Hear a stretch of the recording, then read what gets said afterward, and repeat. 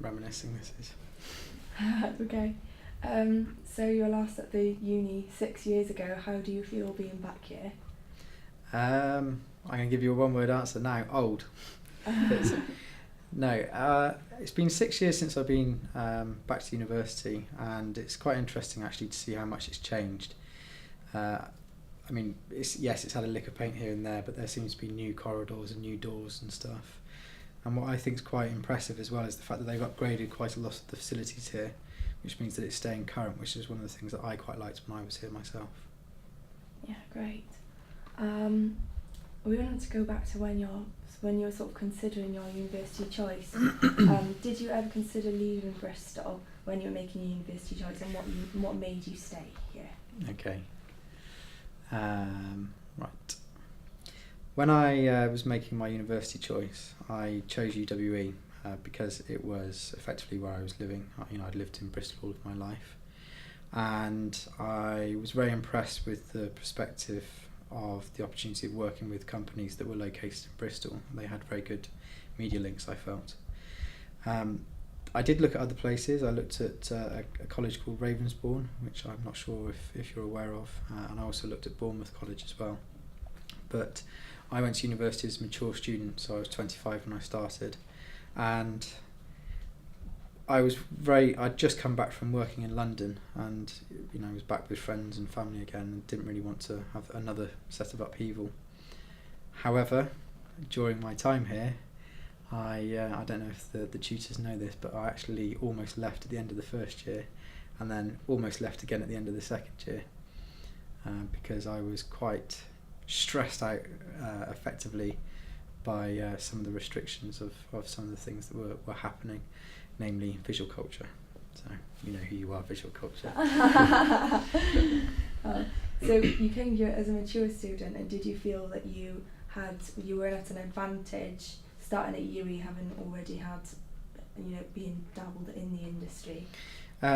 Okay, so starting at UWE as a mature student was definitely an advantage, I felt. I'd had industry experience, so I was aware of how production facilities worked. I was aware of the processes that were in place, and I also knew about best practices.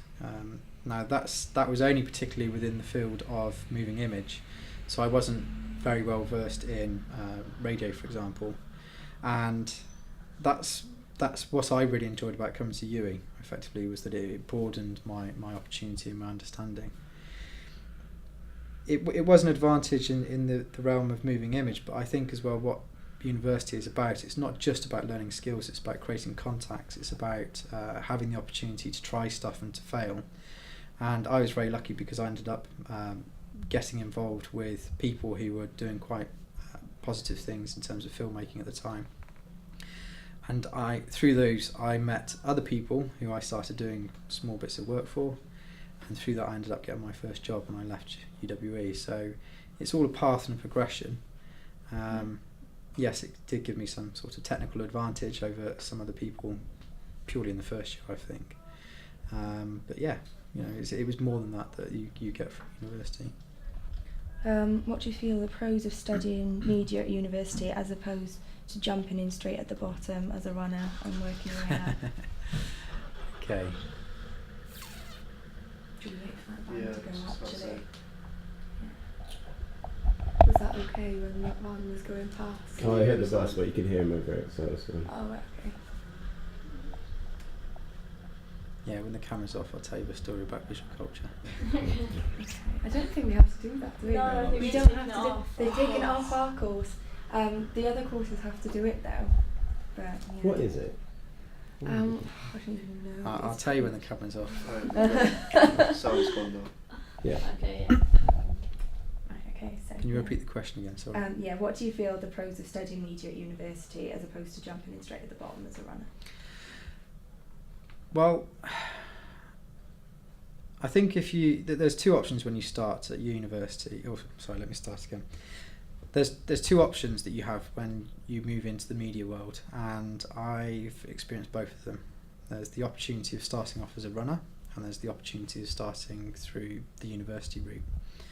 Now, my involvement with media started as a runner.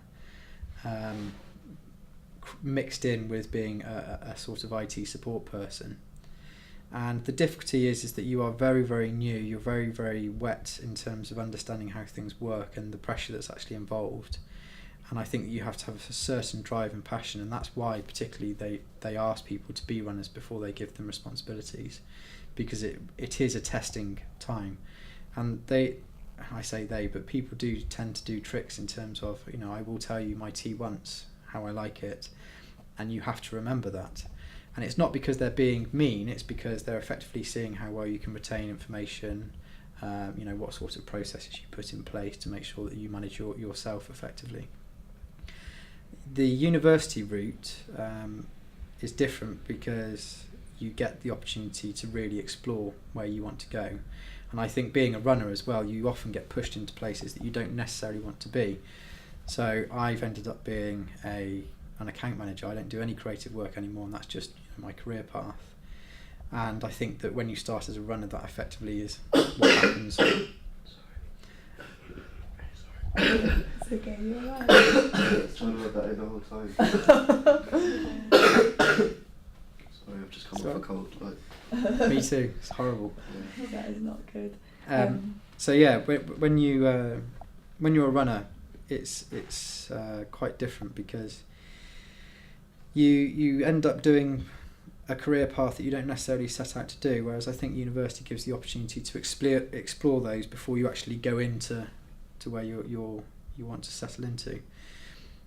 The one thing that I'm aware of within industry is that university isn't a finishing school. So all it does really is just give you a low-level understanding about how things work. And actually the real benefit then does come from being in the workspace and really getting information actually out of the business that you're within. And every business is different as well, so you have to learn those things. So there's pros and cons to both, but I certainly would recommend people go to university first. Yeah, that's great, thanks. Did you always want to start your own business? No. I didn't always want to start my own business. I pretty much fell into it, to be honest, because I got very disillusioned with having to work really, really hard for other people and not get paid very well. And that's the thing within media, is that you often find that some of the jobs that you get asked to do aren't necessarily the best paid. So you do have to have a passion to do them. And I've always been quite entrepreneurial, enjoyed being my own person. And so I made the decision with two other friends that I was working with at the time to set up this business called Drop, which we closed down a year ago almost. And it's not what you think. I mean, when you're working for someone else, you see these big budgets being created and you see all this money moving backwards and forwards, and you think, oh my goodness, I could have a big piece of that pie, and this is going to be simple. What's hard about it? I'm doing the job anyway. And then you do it for yourself, and you actually realise that there is a completely different world to what you perceived. Do I regret doing it? Would I do it again? Yeah, I would do it again, and I'm happy I am my own boss, but I certainly didn't set out to go, yes, I'm going to be my own boss and my own business. Did you always have that idea in your head of Bravo 6? Or when you first started to think, actually, I'd quite like to work for myself, I'd quite like to do this all for myself, did you have that initial idea of Bravo 6 in your head that you sort of strive towards, or was it just sort of an idea that developed over time? Or? No, the idea for Bravo 6 is something that's definitely grown organically. It came about because of a difference of opinion that we had within Drop in terms of where we wanted to take the business. And we started the business as friends, and we wanted to finish it as friends, so we took a very amicable decision to say, let's be adults, we want different things from this company, and therefore it's probably best that we close it now while we're on a positive, and we remain friends. And we remain friends to this day. I mean, that's the beauty of it. It's not ended in a bad way. And then outside of that, I thought, well, I can either go and get a full-time job, or I can set up another company. And I took about a month to evaluate what I was going to do. And having looked at the job market and what I could potentially get paid and the sort of clients that I'd work with, I felt that I'd actually prefer to give it a second go by myself. Bravo 6, the name, actually has lots of different meanings. I mean, the first instance was that I'm an Aston Villa fan, and the postcode for Aston Villa is B6, and because it was the second company, it was the Bravo after the Alpha, so it became Bravo 6. And since then, Bravo 6 has become the sort of brand ethos is that we do 6 areas of digital. So we have web, mobile, SEO, pay-per-click, social media, video and animation.